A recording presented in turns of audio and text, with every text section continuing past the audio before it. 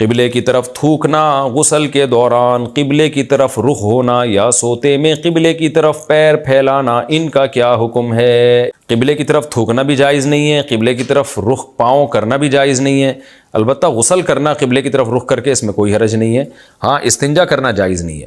بعض لوگ یہ سوال پوچھتے ہیں کہ قبلے کی طرف پاؤں پھیلانا اس کے ناجائز ہونے کی کیا دلیل ہے؟ اس کے ناجائز ہونے کی دلیل قرآن مجید کی آیت ہے، وَمَن يُعَظِّمْ شَعَائِرَ اللَّهِ فَإِنَّهَا مِن تَقْوَى الْقُلُوبِ، شاعر اللہ کی تعظیم کرنا یہ دل کے تقوی کی علامت ہے، اور اللہ نے حکم دیا ہے یا ایھا الذین آمنوا لا تحلوا شعائر اللہ ولا الشہر الحرام ولا الہدی ولا القلائد، کہ جو اللہ کے شاعر ہیں نا ان کی توہین مت کرو۔ تو بیت اللہ تو سب سے بڑا شاعر ہے اللہ کا، تو کسی کی طرف پاؤں پھیلانا یہ توہین ہی ہوتا ہے، اور کون سا عمل بے ادبی ہے یہ حدیث نہیں بتائے گی، یہ عرف بتائے گا۔ تو پاؤں پھیلانا بہرحال بے ادبی ہے۔ تو آج ہر چیز پہ بے وقوفوں کی طرح حدیثوں کا مطالبہ شروع کر دیتے ہیں، بالکل نہ فقہی بصیرت ہے، اور عام لوگ جو ہے نا بڑے متاثر ہوتے ہیں کہ جی ماشاءاللہ ہر چیز پہ حدیث مانگ رہے ہیں۔ اچھا، حدیث میں قبلے کی طرف رخ کر کے قضاء حاجت سے منع کیا گیا ہے۔ اس میں دونوں طرح کی حدیثیں، بعض روایتوں سے منع پتہ چلتا ہے کہ سامنے اگر آڑ موجود ہے تو آپ قبلے کی طرف رخ کر کے قضاء حاجت کر سکتے ہیں، اور بعض روایتوں سے پتہ چلتا ہے کہ نہیں، آڑ کا مسئلہ نہیں، آڑ نہ بھی ہو۔ ترمذی کی حدیث ہے جس سے پتہ چلتا ہے کہ آڑ نہ بھی ہو تو بھی قبلے کی طرف رخ کر کے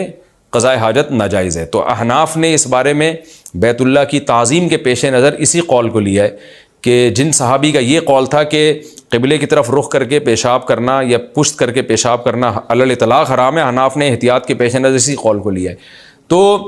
قبلے کی طرف رخ کر کے تھوکنا، قبلے کی طرف رخ کر کے پیشاب کرنا، قبلے کی طرف پاؤں کرنا، یہ ساری چیزیں بے ادبی سمجھی جاتی ہیں، اس لیے یہ جائز نہیں ہے۔ ہاں ضرورت ہو تو ایک الگ بات ہے۔ ضرورت کا مطلب کیا ہے؟ آپ نماز پڑھ رہے ہیں زمین پہ بیٹھ کے اور آپ کے لیے گھٹنے فولڈ کرنا بہت مشکل ہے، تو مجبوری ہے پھر آپ قبلے کی طرف پاؤں کر کے نماز پڑھیں۔ اسی طرح کوئی پیشنٹ ہے، اس کو بار بار بستر کو دائیں بائیں کرنا مشکل ہو رہا ہے، تو کوئی بات نہیں، مجبوری میں قبلے کی طرف پاؤں کر لے وہ۔ تو اس طرح کی کوئی مجبوری ہوگی تو ایک الگ بات ہے، نارملی یہ عمل ٹھیک نہیں ہے۔ بعض لوگوں تو ہم نے وہاں دیکھا ہے بیت اللہ کے سامنے، وہاں سامنے بیت اللہ اور پاؤں پھیلا کے بیت اللہ کی طرف پاؤں کیے ہوئے ہوتے ہیں، ان سے کہا جائے تو کہہ رہے کون سی حدیث میں آتا ہے کہ پاؤں پھیلانا منع ہے؟ باقی نبی صلی اللہ علیہ وسلم نے جو بیت اللہ کی طرف پشت کر کے آپ صلی اللہ علیہ وسلم بیٹھتے تھے تو وہ ضرورت کی وجہ سے، کیونکہ اگر بیت اللہ کی طرف پشت کو بھی حرام قرار دے دیا جاتا پھر تو زندگی گزارنا ایک دو بھر ہو جاتا، اور خاص طور پر حرم میں آپ جب بھی بیت اللہ سے نکلیں گے آپ کی پشت بیت اللہ کی طرف ہوگی، تو اگر اس کو ناجائز قرار دے دیا جاتا ہو تو بہت ٹینشن میں پڑ جاتی امت، اس لیے نبی نے اپنے عمل سے بتا دیا کہ بھئی یہ مستثنی ہے اس سے۔